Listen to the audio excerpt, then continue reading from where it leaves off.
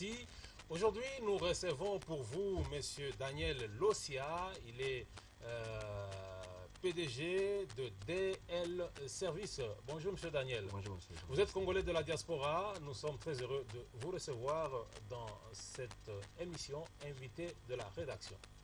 Merci monsieur. Vous êtes à l'aise? Je suis à l'aise. Très à l'aise. Merci de m'avoir invité. Oui. PDG de DL Service, ça signifie quoi? DL Service, c'est une entreprise qui porte mon nom. DL, c'est-à-dire Daniel Lossia. C'est une entreprise qui porte mon nom. C'est ça. Et vous vous occupez de quoi? Bon, en fait, nous sommes beaucoup plus côté démarche pour les visas. Et de l'autre côté aussi pour les achats des véhicules à l'étranger à partir du Japon. Oui, vous avez vécu longtemps au Japon, passant par l'Inde. Qu'est-ce qui a motivé votre retour en RDC après plusieurs années? En fait, ça fait longtemps que je suis à l'étranger. Ce qui m'a motivé pour que je puisse revenir ici au Congo. Je vois que la paix est revenue parce qu'il y avait un peu de troubles dans mon pays. Alors, comme la paix est revenue, je suis venu quand même investir dans mon pays. Pourquoi toujours investir à l'étranger? C'est ça qui m'a poussé. La raison de mon retour au Congo, c'est pour investir dans mon pays. Donc, et vous pensez qu'investir en RDC, votre pays, c'est une nécessité nécessitante? Oui, c'est vraiment important. Pourquoi toujours investir à l'étranger? Donc c'est quand même encourageant. Ma présence ici, c'est pour encourager les autres, mes frères qui sont à l'étranger de la diaspora. C'est pour revenir aussi au pays, investir, comme la paix est revenue en République démocratique du Congo. C'est pour aider aussi nos frères congolais qui sont ici pour bénéficier aussi de quelques opportunités que nous en avons. Wow, bénéficier de quelques opportunités, c'est-à-dire que vous donnez de l'emploi à vos compatriotes. Effectivement. Effectivement. Et c'est facile, vous qui avez passé beaucoup de temps en dehors du pays, est-ce que la réadaptation est facile?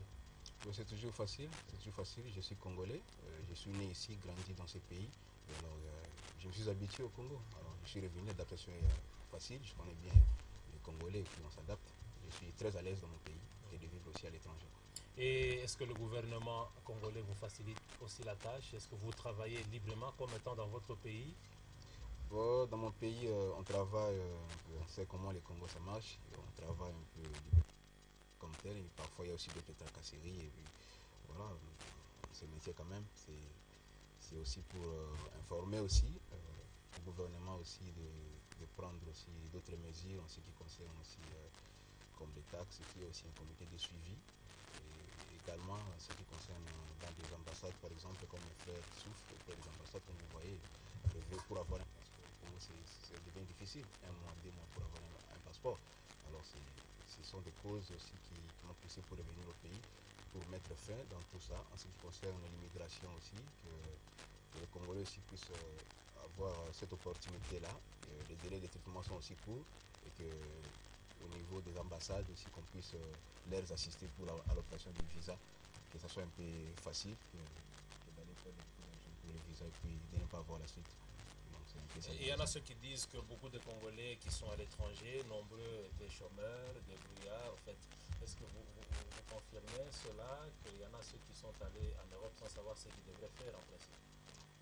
Oui, en quelque sorte, oui.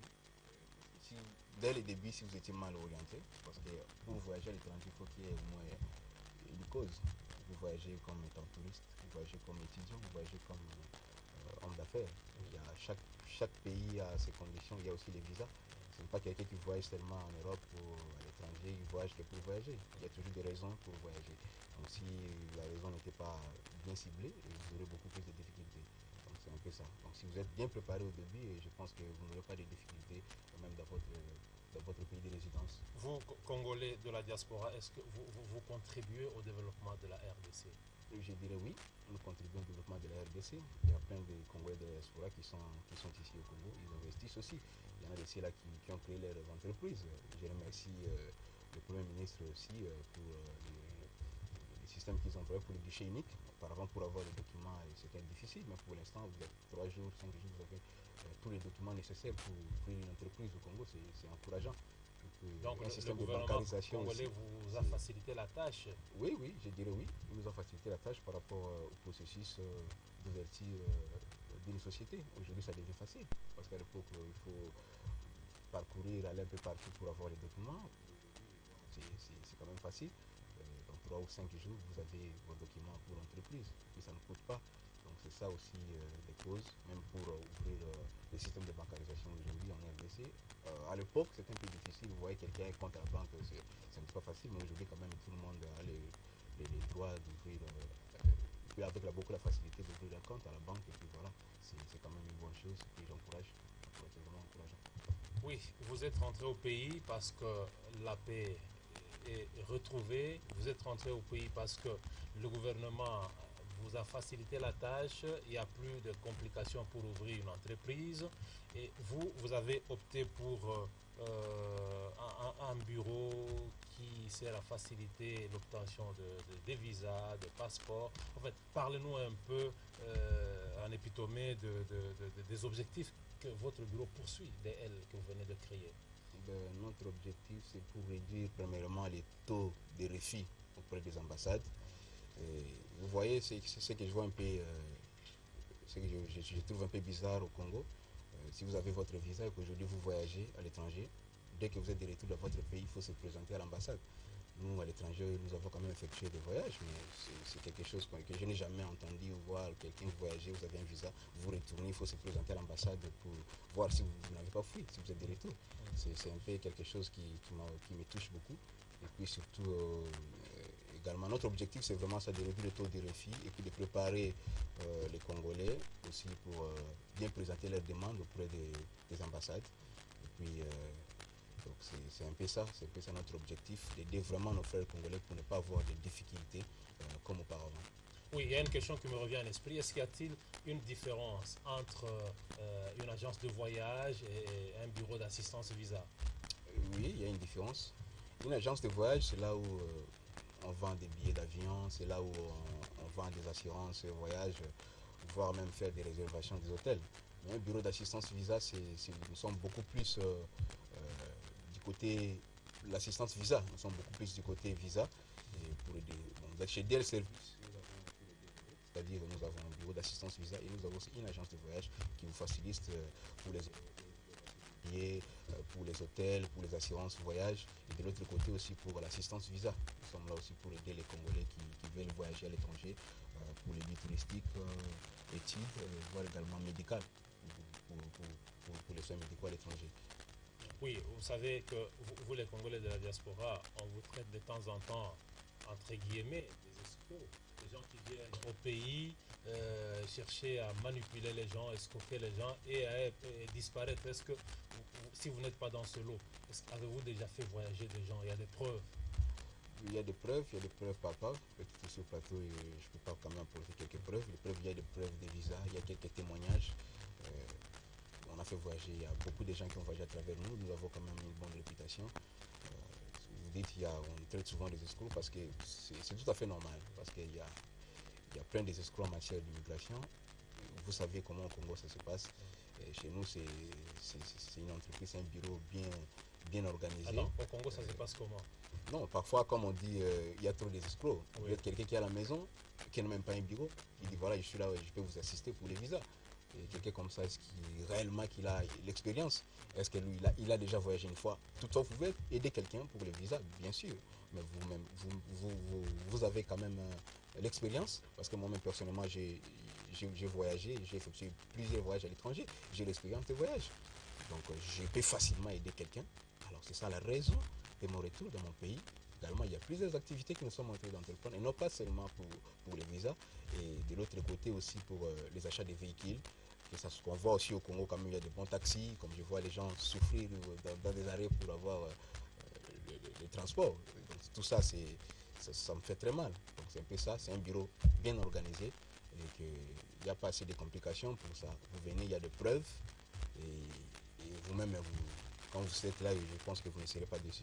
Donc c'est vraiment, nous sommes vraiment bien organisés. Vous insistez beaucoup plus sur le service passeport, parce que c'est là qu'il y a de sérieux problèmes, il y a à boire et à manger. Et comment ça se passe? Quelle est la durée? Si quelqu'un passe par votre bureau, c'est pendant combien de temps qu'il peut obtenir un passeport de voyage? Chez nous, pour le passeport, il y a aussi un passeport. Le même jour, vous pouvez obtenir un passeport express. C'est-à-dire, si vous êtes pressé, vous voulez voyager, et le même jour, vous pouvez obtenir un passeport. Donc, le délai maximum, c'est 3 jours. 3 à 4 jours, vous avez un passeport. Et c'est par quelle magie? Vous avez vos agents dans les ambassades, vos agents au ministère des Affaires étrangères, vous avez des agents à l'année pour faciliter la tâche, ça se passe comment pour que ce soit si vite fait? Non, même pas avoir des agents, non. C'est un service normal qui se passe. Vous venez, vous payez à la banque et les mêmes procédures. Les mêmes procédures. Parce que même au niveau du ministère des Affaires étrangères, il y a quand même qu'on fait des passeports express. Si quelqu'un est vraiment pressé pour faire, le même jour, vous pouvez obtenir un passeport. C'est pas qu'on a des agents au niveau des ambassades ou des ministères pour obtenir un passeport. Non, je ne pense pas. Et qu'en est-il des enfants? Vous savez aujourd'hui qu'il y a un problème des enfants adoptifs, on en parle assez trop. La diaspora, ils sont dans les cours où ils font voyager parfois les enfants sans autorisation des parents. Est-ce que vous n'êtes pas dans ce mouvement aujourd'hui? Est-ce que vous n'avez jamais été interpellé de ce genre de cas? Je dirais non. Je dirais non, jusque-là, je n'ai jamais été interpellé pour ce genre de cas. Prenons par exemple les cas de la maison Schengen. C'est que pour voyager avec les enfants, il y a toujours il y a toujours un document qu'on exige, que ce soit l'autorisation parentale, légalisée, et, et aussi l'attestation de composition familiale. Tous les documents là, je ne pense pas que... Je ne sais pas dans d'autres ambassades si ça se passe, mais comme le cas de l'Europe, personnellement, je ne pense pas en République démocratique du Congo que ça se passe. Je n'ai jamais entendu. J'ai entendu parler de ça, oui, mais je n'ai jamais vu ça. Je n'ai pas de preuves palpables que je peux défendre. En fait, qu'est-ce qui fait que si vous, en tant que bureau d'assistance visa, vous allez dans une ambassade pour demander le visa, on vous l'octroie le plus tôt que possible, et que si un individu, un pamphile, il va seul, on le fait marcher, il y a trop de... quel est le secret en fait? Le secret, c'est simple. Nous avons l'expérience, nous avons effectué beaucoup de voyages à l'étranger et nous avons l'expérience par rapport à ça. Le problème qui fait traîner aussi les Congolais, c'est qu'ils ne savent pas comment présenter leurs demandes auprès des ambassades. C'est pas une magie, c'est si simple. Il y a les checklists, c'est ce qu'on appelle, il y a la liste qu'on demande comme document à présenter. N'importe quel type de visa, que ce soit le tourisme, que ce soit l'affaire ou le business, il y a des conditions que l'ambassade demande. Alors parfois, il y a des complications, peut-être les gens n'arrivent pas, c'est juste la constitution d'un dossier. Ils ne savent pas comment constituer, composer leur dossier pour se mettre à l'ambassade. Prenons par exemple quelqu'un qui voyage en Europe, tu n'as pas un compte à la banque. Et comment est-ce que vous allez vivre? Vous voyagez comme étant touriste, mais vous n'avez même pas un compte, ou vous avez 1000 ou 2000 dollars. Est-ce que vous êtes sûr que vous aurez un visa? Je ne pense pas. Il faut qu'il y ait quand même un but précis qui prouve réellement que vous voyagez. Vous voyagez pour faire quoi? Je voyage comme étant touriste. Qu'est-ce qu'on demande pour le visa touristique? Il faut avoir quoi? Il faut présenter tous ces documents-là. Qu'est-ce qu'on Dans demande? tout, pour avoir un visa touristique, ça demande premièrement, si tu travailles, tu dois présenter tes documents. Prenons par exemple les attestations de travail, les attestations des congés, être reconnu comme un employé. Reconnu comme un employé, vous êtes propriétaire d'une entreprise. Tous ces documents liés à cela, vous présentez. Et puis vous devez avoir l'argent. Donc dans tout, c'est avoir l'argent. C'est ça la clé des voyages. Il faut avoir l'argent. Et puis savoir comment présenter votre demande. Et puis parfois aussi, comme le cas des ambassades comme les États-Unis, donc chez lui, le mot clair dit que non, voilà, vous pouvez présenter les documents de votre choix. C'est-à-dire vous pouvez présenter tout autre document qui va vous aider, qui va vous soutenir votre dossier. Et puis il y a une interview. Et puis si vous ne défendez pas, vous n'aurez pas un visa. Donc c'est ça, il faut défendre, vous voyagez comme étant touriste, vous voyagez comme étant étudiant. Il faut que votre tuteur ou parent puisse avoir l'argent, puis il va vous supporter pendant la période que vous avez demandé en Europe ou à n'importe quel pays. Et que l'avantage est qu'à l'étranger, comme au Congo, la majorité des gens vont quitter ces pays parce qu'il y a peut-être... pour les études, oui, il y a la qualification au Congo, mais beaucoup plus du côté pratique aussi. Il n'y a pas vraiment assez de matériel dans notre pays. C'est pourquoi tu vois la majorité des étudiants qui préfèrent étudier à l'étranger. Une fois qu'ils terminent là-bas, ils se spécialisent ailleurs. Une fois qu'ils terminent et qu'ils rentrent au pays, il est bien utile, il est bien considéré par rapport à ceux-là qui terminent sur place. Et c'est une bonne méthode. Non, pour moi, je n'encourage pas. Nous avons des universités sur place et vous encouragez les jeunes à quitter le pays, aller étudier ailleurs. Je ne sais pas. Vous estimez que les études en RDC ne sont pas bien prises en charge. C'est mieux aller en Inde, aller au Japon, aller à Bruxelles, partout. Bon, c'est quelque chose qui... ce sont des preuves qui sont palpables. Prenons par exemple les cas que je viens de citer à peine. Nous n'avons pas de matériel, disons, quelqu'un qui fait disons, la mécanique, je sais pas, il n'y a pas de garage qui font pour faire le pilotage, par exemple. Est-ce qu'on a même des avions ici pour la pratique? Je ne pense pas. Donc ça, ce sont des raisons. Mais à l'étranger, vous aurez tout ça. Vous faites la mécanique, vous avez vos matériels, vous avez l'expérience. Et que le niveau de la considération d'études sur l'échelle mondiale, c'est reconnu par rapport à nous. Par exemple, vous terminez, vous êtes gradué ici, vous continuez à l'étranger, comme par exemple avec le cas de l'Inde, vous voyagez peut-être là-bas, ou le cas du Canada par exemple, c'est un peu difficile. Il faut que vous puissiez reprendre. C'est comme si notre diplôme ici ne sont pas reconnus à l'étranger. Vous êtes gradué aujourd'hui là-bas, vous reprenez la première année. Vous voyez un peu. Donc c'est un peu ça. Ce sont des raisons aussi qui poussent les étudiants de quitter ces pays pour étudier à l'étranger, pour avoir aussi l'expérience, en fait, qu'ils puissent aussi servir. Et si je comprends bien, vous êtes en même temps une agence conseil. Bien sûr, nous sommes des agents aussi qui sont des conseillers de voyage, disons en quelque sorte. Ouais. Nous sommes là pour orienter aussi les étudiants. C'est-à-dire et aujourd'hui, vous êtes maintenant dans la vente des véhicules du Japon, tout ça. Comment est-ce que vous arrivez à vous en sortir? Est-ce que vous avez des partenaires japonais ou c'est vous allez acheter à crédit ou qu'est-ce qui se passe? Bien sûr, j'ai été 2 fois au Japon. J'ai eu des contacts avec des partenaires comme SBT Japan, comme Inance Auto. Ce sont mes partenaires officiels, disons.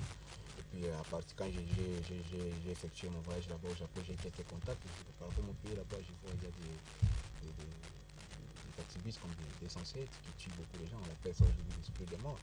C'est là, me touche souvent. Tu vois au Japon par exemple, une voiture qui coûte $300, qui coûte $300 une voiture. Oui. Et vous ramenez ça à combien? $500 et vous arrivez en RDC, on va ça à $8 000. C'est dû à quoi cela? Vous achetez une voiture à $300, $500 et vous revendez à Kinshasa à $8 000. Cet écart-là est dû de à taxes quoi? aussi également. Prenons par exemple le cas de la douane. Nous sommes aussi la douane la plus chère au monde, je dirais. Parce que la douane coûte énormément. Vous avez dans les 2500 à $3 000 pour une voiture que vous achetez à $500 ou pour $300. Wow. Donc vous achetez une voiture à $500, voilà. Vous payez la douane à $2500. $3 000. Vous voyez, c'est exorbitant. Donc tout ça, ce sont des causes aussi qui font que quand vous achetez là-bas, vous calculez pour vos bénéfices. C'est pourquoi tu vois, ça arrive jusqu'à ce niveau-là. Donc c'est un peu ça qui font tout ces... Et alors ça vous facilite la tâche, vous vendeurs de véhicules du Japon en RDC, est-ce que vous avez assez de moyens ou ça se passe comment? Ce sont les gens qui viennent verser de l'argent auprès de vous, eux-mêmes supportent la douane. Ça se passe comment? Quelle est la procédure? Oui, pour l'instant, c'est ça. Vous venez, vous achetez vos véhicules et vous-même vous payez tout autre frais. Et en dehors de ça, j'ai un projet que bientôt je vais ouvrir un big showroom, c'est-à-dire là on peut vendre des voitures d'occasion à bas prix. C'est-à-dire qu'il va aussi faciliter nos compatriotes congolais aussi d'acheter une voiture à un prix un peu démocratique, disons en quelque sorte, que ça ne soit pas. Ce que je demanderais aussi, c'est juste aussi le gouvernement puisse aussi avoir, puisse aussi réduire aussi les coûts de la douane aussi. Cela va nous permettre aussi d'investir beaucoup plus dans notre pays. Comme on voit le cas de Tanzanie, le cas de Kenya, la douane ça ne coûte pas. C'est pourquoi tu vois. Et là-bas, il y a quand même de bonnes voitures, de bons véhicules là-bas par rapport à nous ici en République démocratique du Congo. Écoutez, ce ne sont pas ce sont les véhicules que des servants d'humains. Est-ce que vous avez le temps de vérifier la qualité? Parce qu'aujourd'hui, vous savez que le gouvernement a interdit les véhicules qui datent fabriqués d'il y a 10 ans, qui ne peuvent plus arriver en RDC. Est-ce que vous avez des techniciens qui savent évaluer la qualité des véhicules que vous ramenez en RDC? Oui, à partir de là, c'est notre partenaire. À partir du Japon là-bas, nous avons des partenaires, nous avons aussi des collaborateurs. Donc avant que les véhicules puissent quitter les Japon pour arriver en République démocratique du Congo, il y a quand même des comités de suivi pour faire sur les sites d'abord, tu vois tout sur les sites, la qualité, l'état de la voiture, l'année de fabrication et puis tout autre accessoire. Et puis c'est ça. Et qu'en est-il de la tarification? Bon, pour la tarification, chez nous, le prix est abordable. C'est pas assez cher comme dans d'autres agences. Chez nous, c'est quand même le prix est abordable. Donc, on peut toutefois aussi discuter. C'est pas assez cher. Je pense. Mais la douane à la charge du demandeur. La douane, bien sûr, pour l'instant. La douane à la charge des demandeurs principal. Et est-il que vous facilitez également les déplacements des étudiants pour l'étranger? Est-ce que ceux-là qui veulent aller faire des études à l'étranger, ils passent par vous et ça se passe comment? Oui, pour les étudiants qui veulent voyager, étudier à l'étranger, ils passent par l'entremise de notre bureau, c'est-à-dire qu'ils viennent ouvrir leur dossier, on fait l'analyse. Parfois il y a des complications, les gens ne savent pas comment aussi faire une inscription. C'est-à-dire est-ce que vous avez des universités partenaires? Nous avons des universités partenaires à travers, comme au Canada, nous avons des universités partenaires, aux États-Unis, en Inde, en Tunisie, Maroc, en Ukraine. Nous avons des universités partenaires. Donc, qui chez nous, c'est un peu difficile quand on fait une demande d'admission qu'on puisse refuser une demande. C'est un peu difficile parce qu'avant tout, avant de présenter une demande d'admission, nous allons faire l'analyse du dossier de notre candidat et puis savoir en quelle mesure, dans quel programme qui peut être inscrit. Et puis,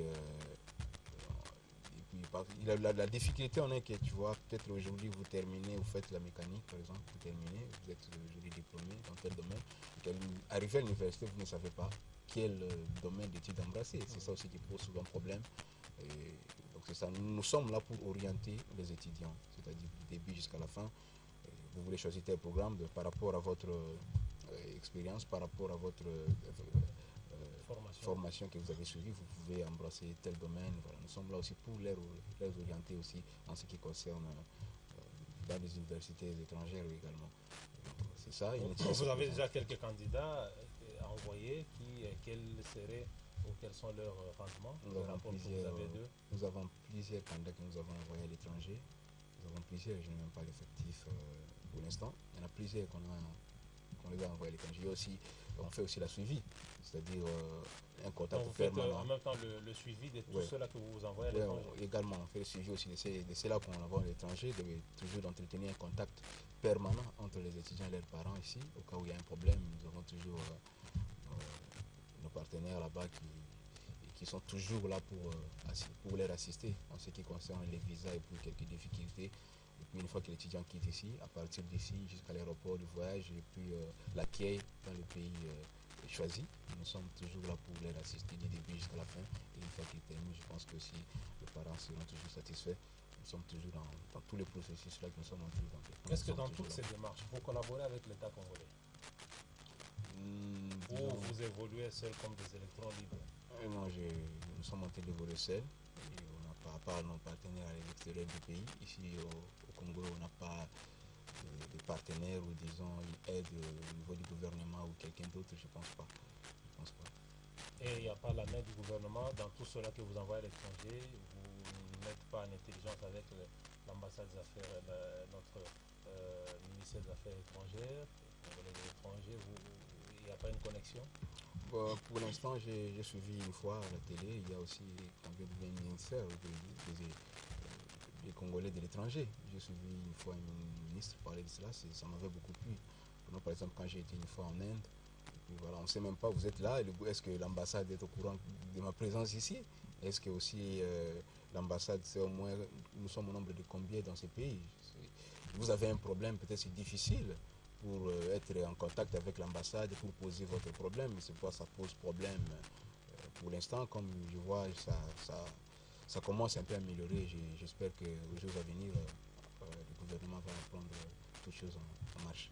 Et les visas médicaux, ça fait partie de vos prérogatives? Oui, pour les visas médicaux aussi, nous avons des hôpitaux, comme en Inde par exemple, là où il y a la technologie est avancée également en ce qui concerne la médecine.